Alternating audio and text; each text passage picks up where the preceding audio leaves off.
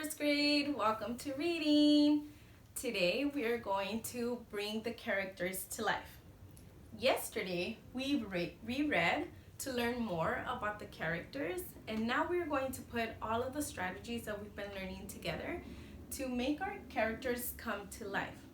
Remember, when you are reading, you can use all of the strategies that we've been learning for any book that you're reading. When you bring a character to life, it's kind of like when you're watching a movie.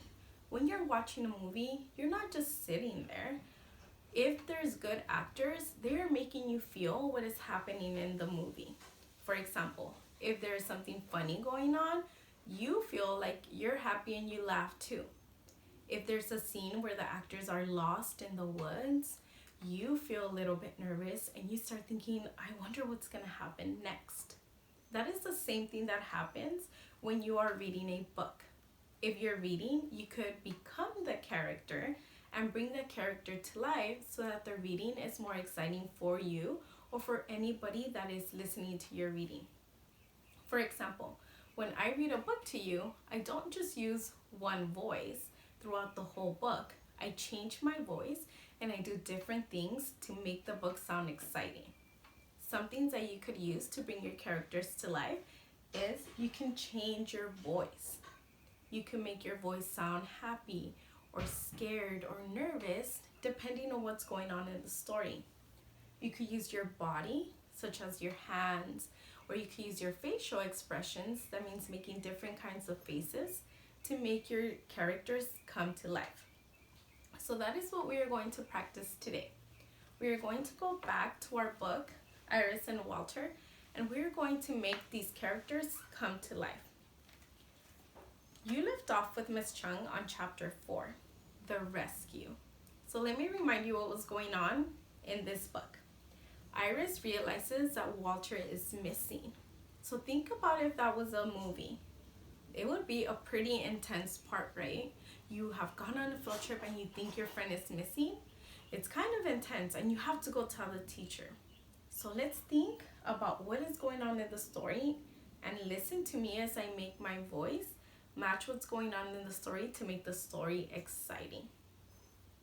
Chapter 4, The Rescue. Don't worry, said Miss Cherry. I will find Walter. Now I want everyone to stay with Jenny's mother. Please let me come with you, said Iris. Miss Cherry looked at Iris's worried face. Come, Iris. You and I shall find Walter, said Miss Cherry. Is that a good example of making the characters come to life? No, I used one voice for both characters. I didn't sound nervous or excited. I didn't match the feeling of the story. Let me go back and reread that and notice the difference. Don't worry, said Miss Cherry. I will find Walter.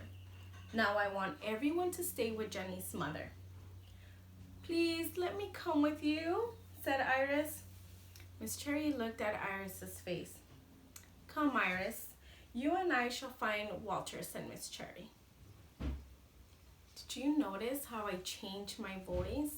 I changed my facial expression, and I even extended my hand like I was Miss Cherry, asking Iris, okay, come with me so we could find Walter. That is what good readers do to make the characters and the story come to life. Let's practice some more. They walked past the starfish. They did not see Walter. They walked by the seahorses, but Walter was not there. Let's stop and think what's going on in the story. They're looking around and they still can't find Walter. The pictures let us know that they're looking a little bit nervous because they can't find their friend. Iris thought about Walter, lost and alone. Poor Walter. He must be really scared, she said. We will find him, said Miss Cherry. But there's so many people. How could we ever find him in this big crowd?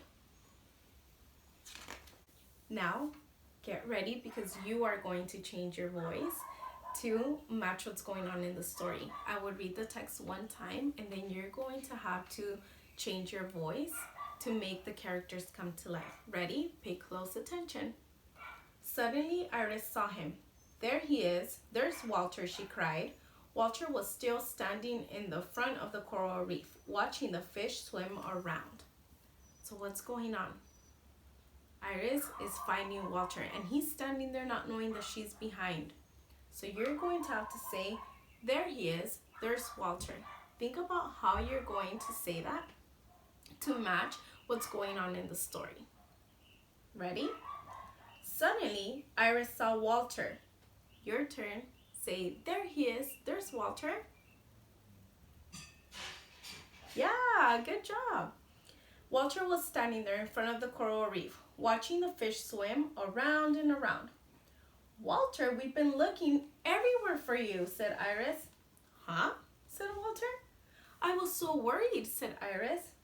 Why? Asked Walter. Because you were lost, she said. I was? He asked. Iris and Miss Cherry gave Walter a big hug. I'm very happy to see you, Walter, said Miss Cherry. And now I think it's a good time for our picnic, don't you? Outside, the sun was shining, and Iris and Walter played tag with their friends. They sat under a tree and shared their lunches. Time to go, said Miss Cherry. Oh no, wait, Miss Martinez, I have to go back and make it sound like Miss Cherry saying time to go at the end of the field trip. How would you say that if you were a teacher? What do you say? Time to go. No, right? Let's make it sound exciting. Ready? You're going to say time to go like you were a teacher on 3. 1, 2, 3. Time to go, said Miss Cherry. Good job. When the bus pulled up in the front of the school, Grandpa was waiting. How was the field trip? He asked. It was fabulous, said Walter. We saw angelfish and hermit crabs, and Walter got lost, said Iris. Oh no, said Grandpa. But I didn't know I was lost, said Walter.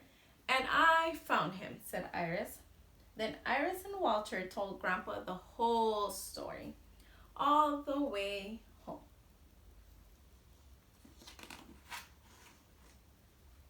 The end. Bruins and Highlanders.